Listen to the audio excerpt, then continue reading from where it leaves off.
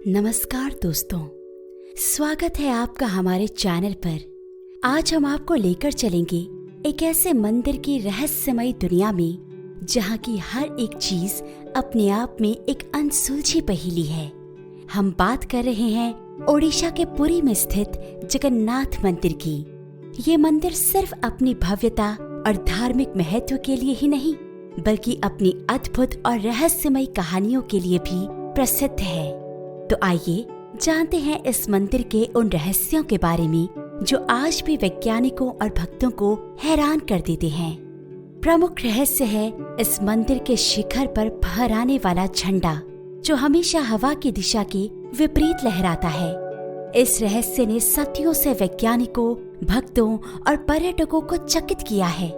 सबसे पहले ये समझना महत्वपूर्ण है कि ये झंडा सामान्य रूप से कपड़े का बना होता है और ये भौतिकी के सामान्य नियमों का पालन करता है। परंतु जब आप मंदिर के शिखर पर इसे लहराते हुए देखते हैं तो ये हवा की दिशा के विपरीत लहराता दिखाई देता है। विज्ञान के अनुसार किसी भी वस्तु का हवा के विपरीत दिशा में लहराना असंभव है, परंतु जगन्नाथ मंदिर का ये झंडा इस नियम को चुनौती देता है। विभिन्न वैज्ञानिक इस रहस्य को समझाने की कोशिश कर चुके हैं। कुछ वैज्ञानिक इसे वायु गतिकी, एरोडायनामिक्स का एक अनोखा उदाहरण मानते हैं। उनके अनुसार ये हो सकता है कि हवा के प्रवाह में कोई विशेष प्रकार का परिवर्तन हो जो इस प्रभाव को उत्पन्न करता हो। लेकिन जब वे इस रहस्य को और गहराई से समझने की कोशिश करते हैं तो वे भी इस निष्कर्ष पर पहुंचते हैं कि ये किसी सामान्य प्राकृतिक प्रक्रिया से परे है। धार्मिक दृष्टिकोण से इस रहस्य को भगवान जगन्नाथ की लीला माना जाता है। मान्यता है कि भगवान जगन्नाथ स्वयं इस झंडे को हवा के विपरीत दिशा में लहराते हैं। ये उनके दिव्यता का एक प्रतीक है जो ये दर्शाता है कि भगवान की शक्तियों के सामने विज्ञान भी बौना है।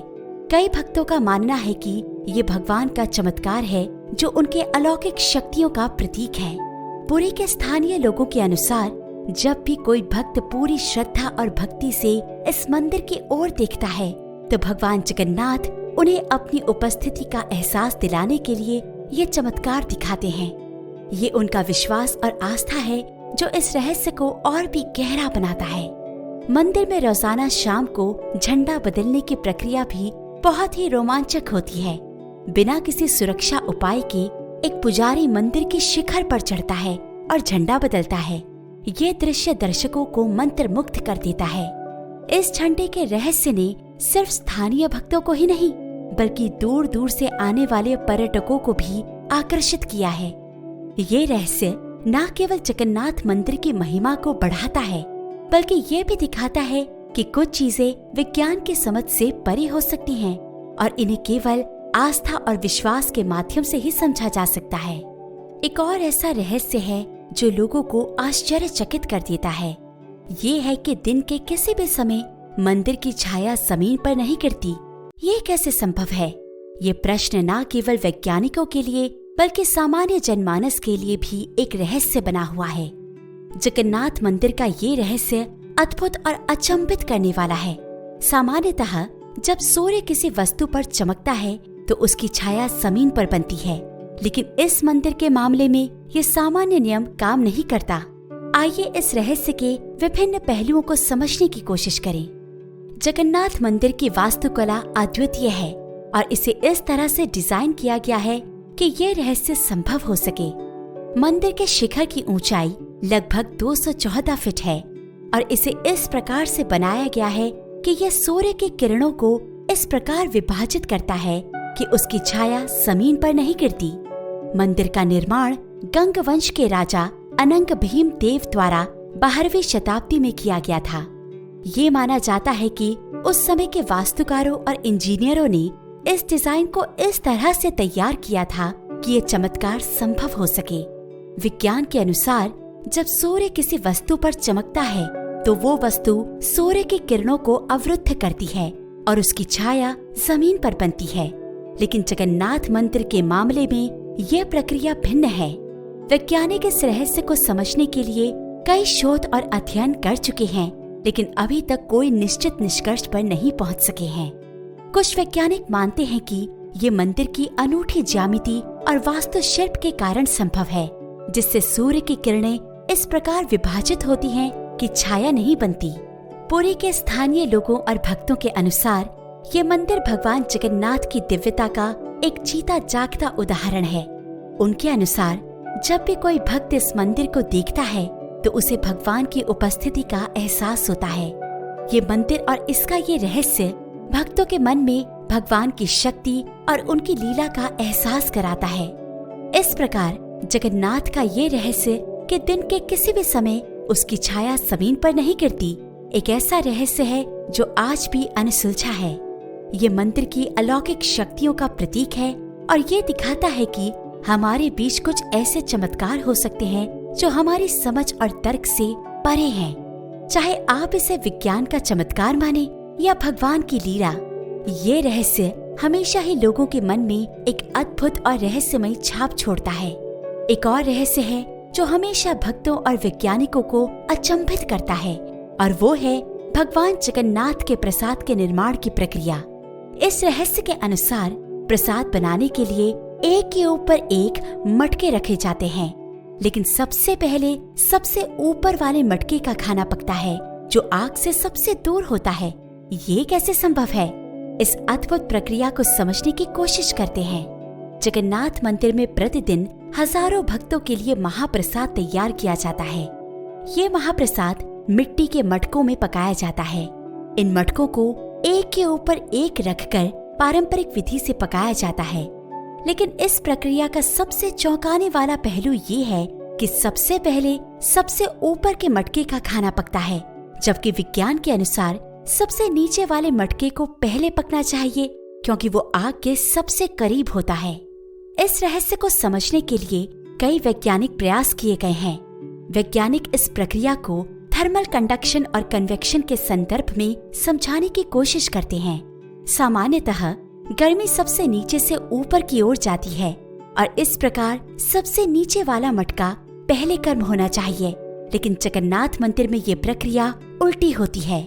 कुछ वैज्ञानिक मानते हैं कि मटकों की बनावट और उनके बीच की हवा की गुंजाइश इस प्रक्रिया को प्रभावित कर सकती है।